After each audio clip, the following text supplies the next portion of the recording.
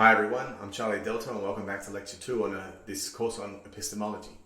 Before we get into any more technical philosophy, I want to just outline 3 case studies that I want to go through.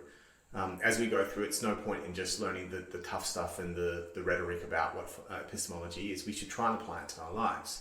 Now, ordinarily in philosophy, you'll get some sort of thing like, Jack has an apple, Sarah sees Jack with the apple, does Sarah know that Jack has an apple?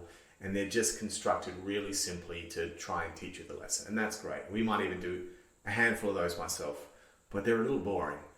Let's look out into the real world that we live in right now and ask ourselves, what challenges us in our day-to-day lives? Now, I've already been through the issue of gender. I heard of a guy the other day whose son asked someone out, a girl, he thought he was a girl, found out wasn't exactly what you would always call a girl or a woman, and asked out someone that had something going on with their gender that was different, and he was very, very worried for his son. And I can understand. I have a son myself. So one of the issues that I want to come back to is sex and gender in this one. Do we know that there is only male and only female? And is it the conservatives who are saying it's only males and only females, and that's it, who are right? Do we have any knowledge to support that? Or is it the more liberal people that are saying there's gender is a spectrum and there's potentially infinite different genders and choosing your own, and there seems to be a lot of problems associated with that, and we're going to try and approach that respectfully, but also front on it and get to the end of it. I've heard people say something like this: there are no genders, or gender doesn't exist, or gender is made up, or a construct, or something like this, at the same time that they've said, oh, and men oppress women, don't forget that. Oh, and also the genders are equal. Now, I have trouble getting those 3 propositions straight and understanding how I can take that into my web of knowledge or my framework of knowledge about the world and continue. I'm very worried about trying to teach my son and daughter as well as how they might make sense of all of that. The second issue that I want to try and get a hold of is something like hypergamy.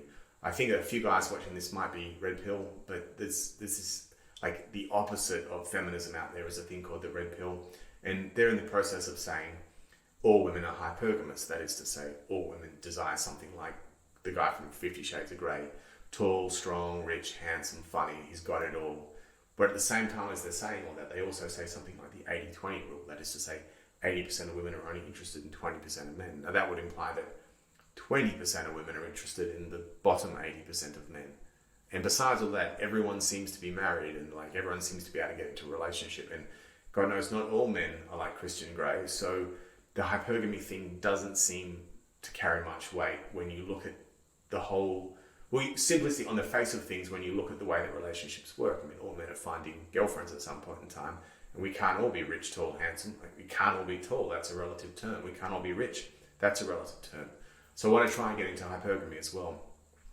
The last case study that I want to do as we go through is this very political statement: diversity is our strength. If you Google it, you'll definitely find Justin Trudeau talking about it. And there seems to be some faults there, because there certainly is the notion that a room full of white men is the most privileged room, straight white men specifically, is the most privileged room. And they have that privilege because they have some sort of shortcut to power, or some sort of easy avenue through to power.